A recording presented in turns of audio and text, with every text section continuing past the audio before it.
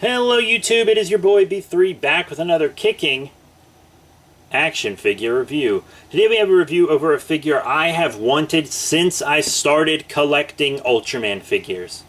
I have always wanted this figure and I finally got him. Armored Mephilas from Bandai.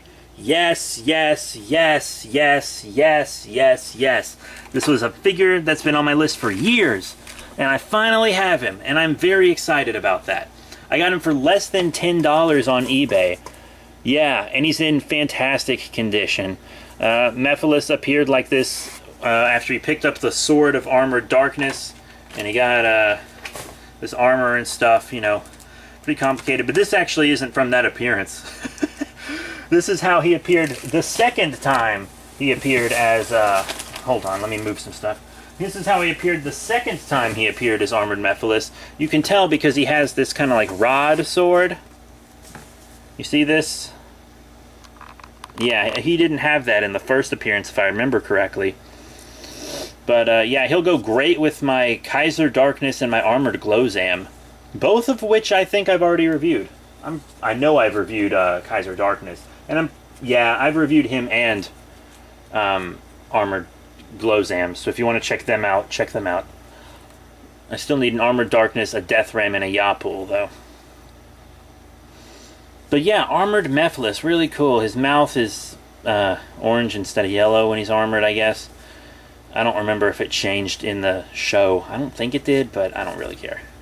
The armor looks fantastic. I've always preferred his armored look over his regular look. His regular look is cool and all, but he's kind of fat. I mean, I ain't body shaming him or anything, but he looks puffy. He looks like the Stay Puft Marshmallow Man. He's like a black Stay Puft Marshmallow Man. But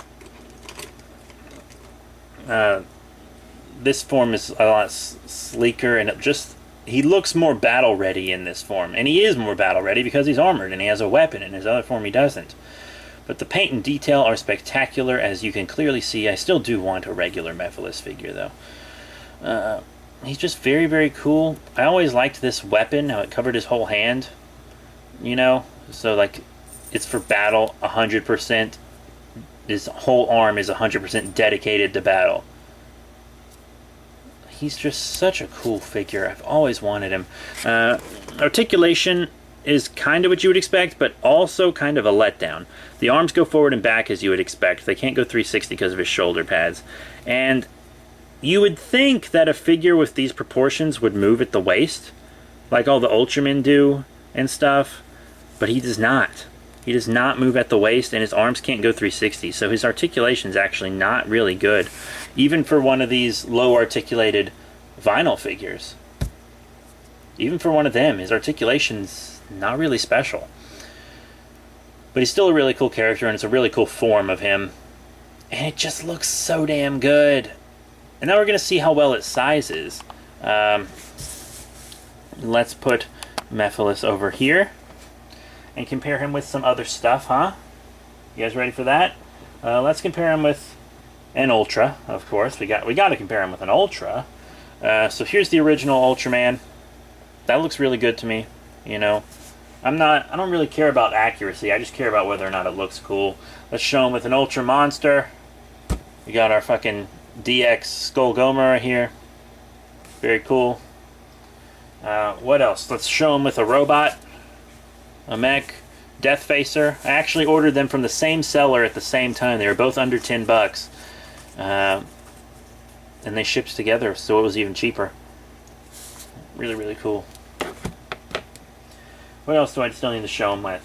I don't really have any other Saiyans lying around right now. But I do have a Godzilla, and you know I couldn't, top off this review without a Godzilla. I mean, this is a kaiju-related figure after all. So here is my Atomic Blast version of NECA's 2001 Godzilla. He's kind of been my go-to for a little while. But yeah, that's fine. Yeah, he's pretty cool looking too. So, what are my final thoughts on the Bandai Armored Mephilas figure? Well, this isn't the only armored Mephilas you can get. You can get one without the rod-looking sword. I wanted the sword, though, 100%. So I'm glad that I got this one so cheap, too.